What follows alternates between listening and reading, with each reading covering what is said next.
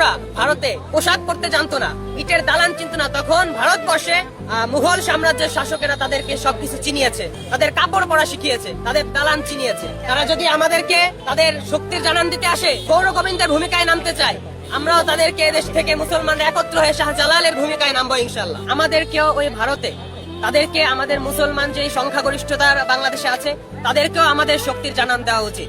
বাংলাদেশি যুবকদের এখনই প্রস্তুতি নেওয়া উচিত যে একজন যুবক কখনো যুদ্ধের প্রস্তুতি ছাড়া, তাদের ভিতরে যুদ্ধের যে ভীষণটা ছাড়া, এই ভীষণটা ছাড়া একজন যুবক কখনো অরা হতে পারে না।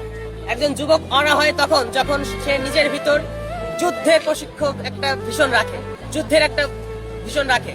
সেই হিসাবে আমরা বলতে চাই, ভারত যদি উগ্রতা প্রদর্শন করতে চায় বাংলাদেশের কাছে, ভারত যদি আমাদের বাংলাদেশে তাদের হিন্দুত্ববাদীদের শক্তির জানান দিতে চায়, আমরা বাংলাদেশের মুসলমানরা একত্র হয়ে তাদেরকে আমরা শাহজালালের উত্তরসূরি হয়ে আমরা তাদেরকে আমাদের শক্তি জানান দেবো ইনশাআল্লাহ।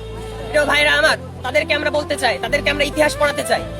ভারতবর্ষ সজ্জিত করেছে যে সময় হিন্দুরা ভারতে পোশাক পরতে জানতো না, দালান চিনতো না, ইটের দালান চিনতো না, তখন ভারতবর্ষে মুঘল সাম্রাজ্যের শাসকেরা তাদেরকে সবকিছু চিনিয়েছে, তাদের কাপড় পরা শিখিয়েছে, তাদের দালান চিনিয়েছে। আমরা বলতে চাই, ওই জাতি, ওই হিন্দুত্ববাদীরা আমাদেরকে শাসন শিখাতে আসবেন না, ওরা যেন আমাদেরকে হুমকি দিতে আসেন না। তারা যদি হুমকি দিতে আসে, তারা যদি আমাদেরকে ভয় দেখাতে আসে, তাহলে আমরা তাদেরকে অরঙ্গজেব আলমগীরের ইতিহাস স্মরণ করিয়ে দেবো ইনশাআল্লাহ।